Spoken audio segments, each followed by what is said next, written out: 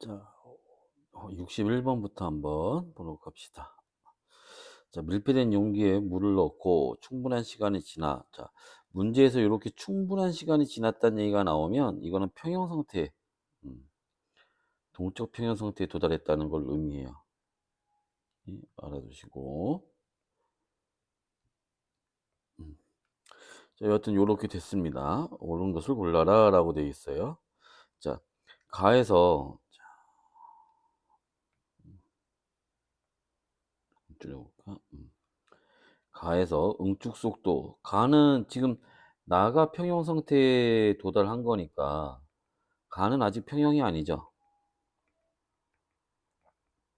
자, 평형이 되기 전에는 응축 속도는 계속 증가할 거고, 그지?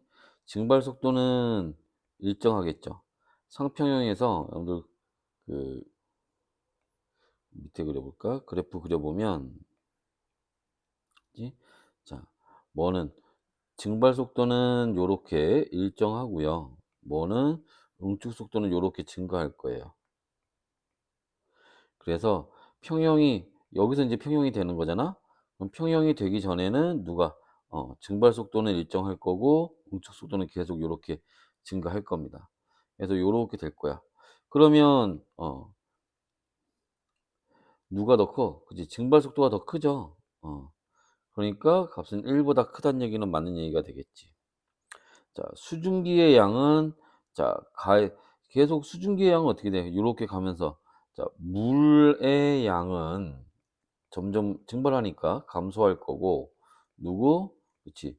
수증기의 양은 점차 증가하겠지?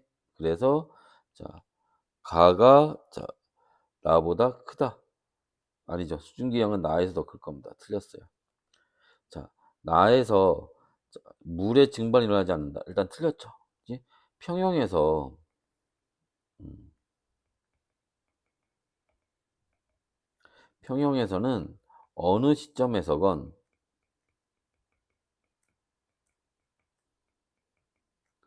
반응은 모두 일어나고 있는 거예요.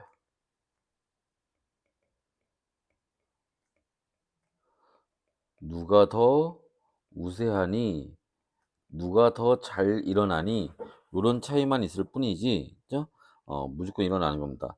특히 평형이 됐을 때는 무조건 같은 속도로 일어나고 있는 거지. 그래서 요 얘기는 틀렸어요. 다음에 62번. 자, 표는, 그 답은 뭐 기억하나? 답은 체크하고 가야겠지. 어, 자, 다음에. 자, 표는 온도 T에서 밀폐된 진공 용기에, 자, 물을 넣은 후에, 자, 수증기의 양과 그다음에 물의 양의 비율을 나타낸 겁니다. 뭐 이렇게 하고 T2일 때, 자, 뭐가 동적 평형 상태에 도달했대요. 그러면 여기가 동적 평형 상태가 되니까 요 뒤로는 어떻게 써? 다 똑같겠지? 여기도 B가 될 겁니다.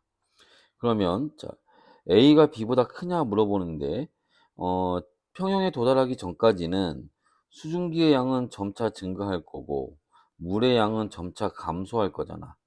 그러니까 전체 값은 어떻게 되겠어? 줄어들겠지? 그죠? 줄어들어서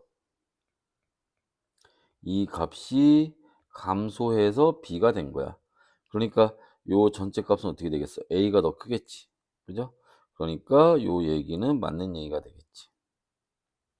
자, 뭐 그게 아니더라도, 자, 우리가 문제 풀 때 항상 이런 분수 형태로 나오면, 그지?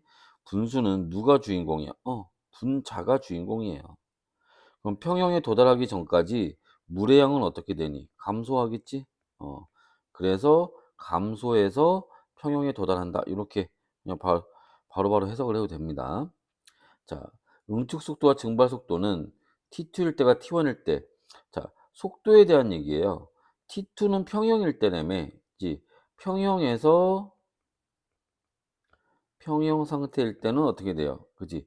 자, 응축 속도와 증발 속도가 같아지기 때문에 이 값은 얼마? 무조건 1이 되는 거지.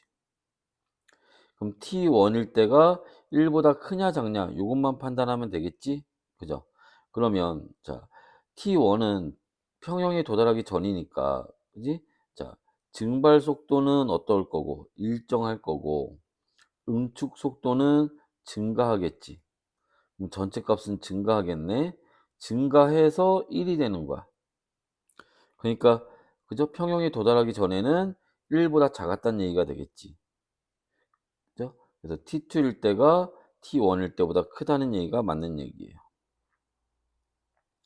T2에서 T3 동안 자 증발 아니 무조건 반응은 무조건 일어나면 안 되니까.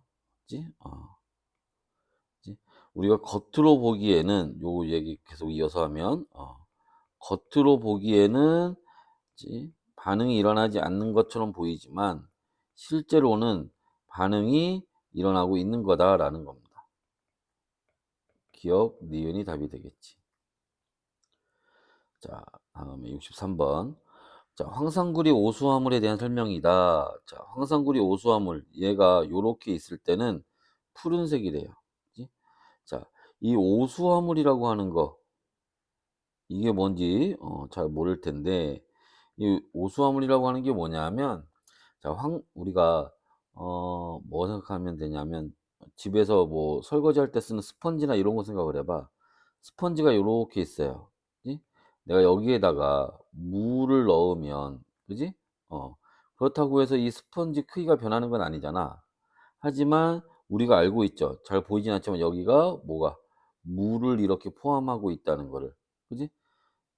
이렇게 입자들 황상구리 입자들 사이에 물이 포함되어 있는 걸 우리가 수화물이라고 얘기를 하는 거예요. 물이 5분자 포함되어 있다라는 걸 의미합니다. 그지? 해서 요런 형태를 나타내는데 자, 여하튼 계속 보면 자, 얘를 가열하면 어떻게 써? 물이 빠져나가겠지? 어. 그래서 흰색 황상구리가 그지? 요렇게 생성이 된대요. 흰색의 황상구리가 생성이 된답니다. 여기다 물을 다시 떨어뜨리면 다시 푸른색이 되고 화학 반응식으로 나타내면 그지? 황산구리 오수화물이 있었는데 얘가 가열을 하면 요렇게 황산구리와 5개의 물 분자 물이 빠져나가니까 요렇게 된대요. 그리고 여기다 다시 물을 집어넣으면 다시 요렇게 돌아갈 거고 이때 여기까지만 쓰면 맞아요. 참고로 여기에 요렇게 있을 때는 푸른색이고 요렇게 얘만 남아 있을 때는 흰색이 된다. 뭐 요런 얘기입니다. 알 수 있는 건 뭐냐? 얘가 물을 가열했다 물을 넣었다 해서 왔다 갔다 하는 거니까 이 반응이 가역 반응이다라는 거를 알 수 있다는 거죠. 이 반응은 가역 반응이다. 됐나요?